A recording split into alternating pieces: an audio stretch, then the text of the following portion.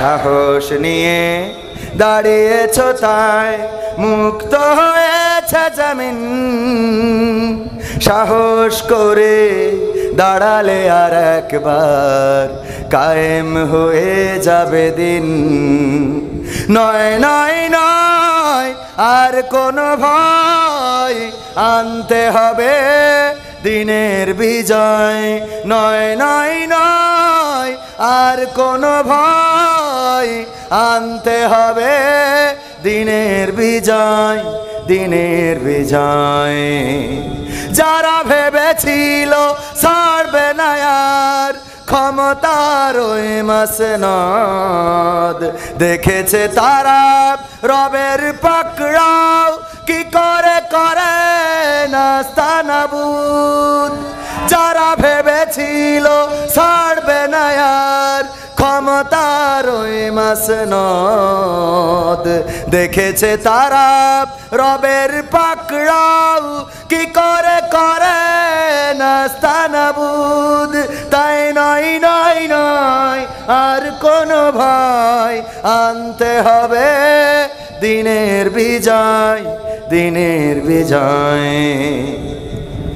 মানুষের সাথে যারা করেছে দুশ্মনী, করেছে বাড়াবাড়ি, দেশের বুকে তাদের হয়নি তো জায়গা, যেতে হলো মামার বাড়ি।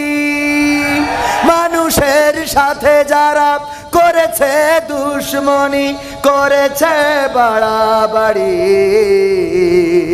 দেশের বুকে তাদের হয়নি তো জায়গা, যেতে হলো মামার বাড়ি।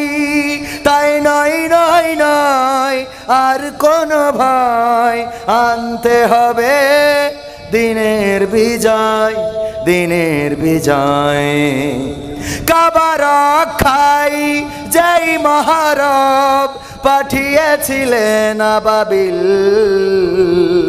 আজও তিনি দয়াময় তেমনই আছে, বদলেনি তো এক দিল। ঠিক না বে ঠিক? বিশ্বাস হয় না? কাবা রক্ষায় যেই মহান রব আবাবিল পাঠিয়েছিল, তিনি কি এখন বৃদ্ধ হয়েছেন? নাউজুবিল্লাহ, বৃদ্ধ হন নাই, বয়সও হয় নাই, বরং যেমন ছিলেন তেমন আছে।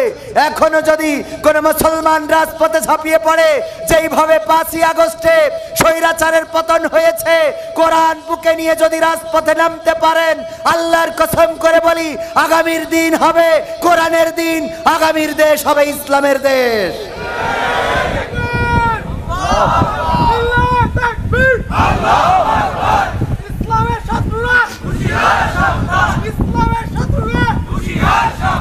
কাবা রক্ষায় যেই মহারব পাঠিয়েছিলেন আবাবিল, আজও তিনি দয়াময় তেমনই আছে, বদলেনি তো এক দিল। তাই নয় নয় নয় আর কোনো ভয়, আনতে হবে দিনের বিজয়, দিনের বিজয়। সাহস নিয়ে দাঁড়িয়েছো তাই মুক্ত হয়েছে জমিন। সাহস করে দাঁড়ালে আর একবার কায়েম হয়ে যাবে দিন। 1952-তে আমরা রাস্তায় নেমেছিলাম ভাষার জন্য, রক্ত দিয়ে প্রমাণ করেছিলাম এই বাংলাদেশের মাটিকে লাল করতে জানি, সবুজ ঘাসকে রক্তে রাঙাতে জানি, পিচ ঢালা কালো পথকে লাল করতে জানি, কিন্তু মায়ের ভাষার অধিকার ছেড়ে দিতে জানি না। 1971-এ আমরা রাজপথে নেমে প্রমাণ করেছিলাম, ওগো পাকিস্তানি হানাদারেরা, তোমরা দেখে নাও, আমরা লাখে লাখে শহীদ হতে জানি, কিন্তু বাংলাদেশের মানচিত্রের অধিকার ছেড়ে দিতে জানি না। আগস্টে আমরা রাস্তায় নেমেছিলাম, জুলাই থেকে আন্দোলন শুরু হয়েছিল। 35শে জুলাই আমরা বিজয় অর্জন করে দেখিয়ে দিয়েছিলাম আমরা নিরস্ত্র হতে পারি, তবে আমরা রক্ত দিতে কার্পণ্য বোধ করি না। আমরা রক্তের সাগর ঢালতে জানি, কিন্তু স্বৈরাচারের শাসন মেনে নিতে জানি না। একইভাবে যদি আগামীর দিনে কোরআন বুকে নিয়ে রাজপথে নামতে হয়, কোরআনের জন্য যদি রক্ত ঢালতে হয়, সেই রক্তের সাগরে যদি সাঁতার কাটতে হয়, সাঁতার কেটে কেটে একটি রক্তাক্ত বিপ্লবী কালেমার পতাকা বাংলার জমিনে উড়াতে রাজি কারা কারা? দুটি হাত দেখতে চায়।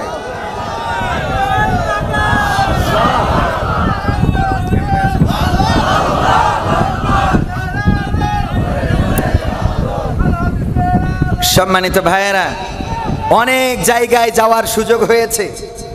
আসলে সমস্যাটা হলো, এই জায়গাটা হলো সেই জায়গা যেই জায়গায় বাংলাদেশের সেক্রেটারি জেনারেলের, বাংলাদেশ জামাত ইসলামীর সেক্রেটারি জেনারেলের বাসা।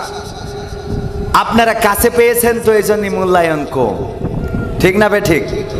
কাছের মানুষ বলে মূল্যায়ন কম। এই জায়গায় অন্তত বিপ্লবী চেতনার মানুষের দরকার কম ছিল না বেশি ছিল? স্লোগান যেভাবে দিয়েছেন তাতে স্বৈরাচার পালানো তো দূরের কথা, ওরা তো ঘাড়ের পরে বসবে। কেমন গণতন্ত্র ছিল, কেমন গণতন্ত্র, গণতন্ত্রের আড়ালে ছিল দাদার ষড়যন্ত্র। কেমন গণতন্ত্র ছিল, কেমন গণতন্ত্র, গণতন্ত্রের আড়ালে ছিল মোদির ষড়যন্ত্র। নায়েবে রাসূল কোরআনের পাখি বলতো মানুষ যারে, 13টি বছর সেই মানুষের রেখেছিল কারাগারে। নায়েবে রাসূল কোরআনের পাখি বলতো মানুষ যারে, 13টি বছর সেই মানুষের রেখেছিল কারাগারে। কোরআনের কথা বলতে গেলেই করতো গ্রেফতার, ইসলামী বই কোরআন হাদিস করতো যে উদ্ধার। ওসবে নাকি থাকতো লেখা নাশকতার মন্ত্র।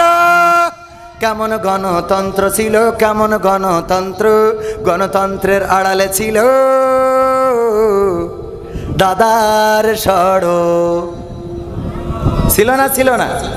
ষড়যন্ত্র ছিল বলে এই বাংলাদেশের মানুষ যাকে বয়কট করেছে, এই বাংলাদেশের মানুষ যাকে মূল্যহীন করেছে, সেই মানুষটাকে মূল্য দিয়ে নিয়ে গেছে যাদের প্রোডাক্ট, তারা নিয়ে গেছে নাকি যায় নাই? নিয়ে গেছে নাকি যায় নাই? এই বাংলাদেশে তাদের যত প্রেতাত্মা আছে স্পষ্ট করে বলে দিতে চাই, এই বাংলাদেশের জমিন শাহজালালের জমিন, এই বাংলাদেশের জমিন তিতুমিরের জমিন। এই রক্তে, এই জমিনে রক্ত পড়েছে আবু সাইদের, যে আবু সাইদ বুক পেতে দিয়ে প্রমাণ করে দিয়েছে মুসলমানেরা বুক পেতে দিতে জানে, পিঠটা দেখাতে জানে। মুগ্ধ পানি বিতরণ করেছেন, পানি দিয়েছেন মানুষের কাছে। কার পানি লাগবে? শুধু পানি খাওয়াই তার নামটা মুগ্ধ, শুধু পানি খাওয়াই মুগ্ধ করে নাই, বরং রক্ত দিয়ে বাংলাদেশের মানুষকে মুগ্ধ করেছে নাকি করে নাই? বাংলাদেশের মানুষকে মুগ্ধ করে দিয়েছেন।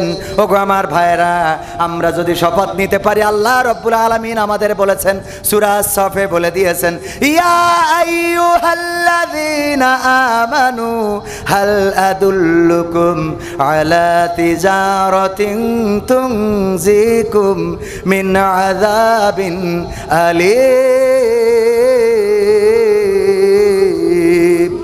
আমার আল্লাহ বলছেন, ওগো ইমানদারেরা, ওগো ফুলতলাবাসীরা, ওগো দামোদরবাসীরা, তোমাদেরকে আমি কোনো একটা ব্যবসার সন্ধান দিয়ে দেব, যেই ব্যবসা করলে তোমরা কঠিন জাহান্নামের ভয়াবহ আযাব থেকে বেঁচে যাবে। তারপরে আবার পরের আয়াতে বলে দিলেন, তুমিনুনা বিল্লাহি ওয়া রাসূলিহি ওয়া তুজাহিদুনা ফি সাবিলিল্লাহ বিআমওয়ালিকুম ওয়া আনফুসিকুম যালিকুম খায়রুল লাকুম ইন কুনতুম তা'লামুন।